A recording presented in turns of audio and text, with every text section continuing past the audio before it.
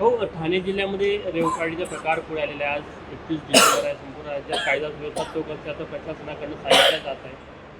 ठाणे जिल्हाच काय संपूर्ण राज्य ड्रग्सच्या विळख्यात सापडलेला आहे। या अंमली पदार्थ, ड्रग्स, ऑनलाईन जुगार, राज्य उद्ध्वस्त होत चाललं आहे। कुणाचं लक्ष आहे राज्याकडे? ज्या प्रत्येकाचं लक्ष आपल्या लोकांना सांभाळण्यामध्ये आणि तिजोरी लुटण्यामध्ये, एवढंच यांचं काम आता शिल्लक राहिलं आहे महाराष्ट्रामध्ये। महाराष्ट्रात सुरू काय आहे? कुठला कायदा सुव्यवस्थेचा प्रश्न राहिलेला आहे? गुटखा, तंबाखू ओपन विकला जातो आहे बंदी असूनही। करोडो रुपये त्यातून शासनाच्या दरवाजापर्यंत पोहोचले जात आहेत, मंत्र्यांच्या बंगल्यापर्यंत ते पैसे पोहोचले जात आहेत। आणि हे तर आता रेव पार्टी वगैरे खुलेआम झाला आहे। कुणाचंही गृह खात्याचं म्हणजे गृह खातं हे निष्क्रिय झाल्या परिस्थिती आत्ता झालेली आहे। त्यांचं कुठेही लक्ष नाही। गृह खातं काही या संदर्भात गंभीर नाही। आणि मला वाटतं की देवेंद्रजींची पकड जी 5 वर्ष होती, ते उपमुख्यमंत्री झाल्यानंतर ती पकड काय लूज होत चालली काय, ढिली होत चालली काय, असाही प्रश्न राज्यामध्ये आता निर्माण होतो आहे। जरा 5 वर्षापूर्वीचा ज्यावेळी सीएम होते आणि गृह खातं होतं, तसा रूप जरा देवेंद्रजींनी दाखवला तर काही आटोक्यात येऊ शकेल, काहीतरी त्याला नियंत्रण बसू शकेल। परंतु राज्य हे मात्र आता पूर्णतः अखंड पूर्ण अंमली पदार्थाच्या आहारी गेला आहे। तरुणाई उद्ध्वस्त होत आहे आणि हे सर्रास सुरू आहे।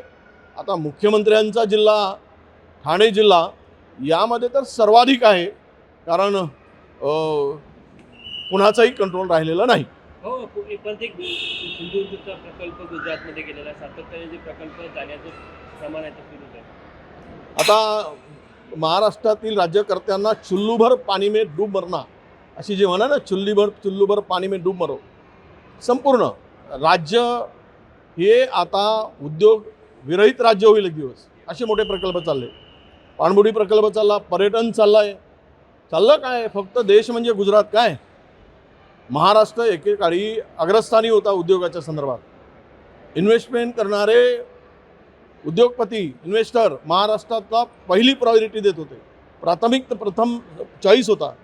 आता आपली चॉईस ही 8व्या 9व्या नंबरवर गेलेली आहे। 8-9 नंबरच्या मागे गेलो आम्ही। 1 नंबरवरचा महाराष्ट्र। जे उद्योग आहेत ते सर्व उद्योग आता झपाट्यानं पळवण्याचं काम चाललं आहे, बाहेर नेण्याचं काम चाललेलं आहे आणि काही जबरदस्तीनं घेण्याचं काम चाललेलं आहे। आणि समृद्ध गुजरात करून अख्खा देश खिळखिळा करणं, उद्ध्वस्त करणं हे राजरोसपणे सुरू आहे। या संदर्भात निश्चितपणे जे मोठे मोठे उद्योग गेलेत त्याला आत्ताचं सरकार याची मुखसंमती आहे आणि हे मिंदे होऊन याला सगळं सहन करत आहेत। त्यांचा इलेक्ट्रिक वाहनाचा प्रकल्प पण गुजरातला वाटेवर आहे। सर्व जातील। फॉक्सकन गेला, पाणबुडी गेला, मिहानमधला प्रकल्प गेला, इथला काही राहणार नाही। महाराष्ट्रातला तरुण हा भीक मागत रस्त्यावर फिरेल, हे दिवस महाराष्ट्राला येतील। त्यांच्या हातात काही देता आलं नाही, फक्त मात्र चांगलीवाली कटोरी द्या आणि त्यांना रस्त्यावर भीक मागत ठेवा।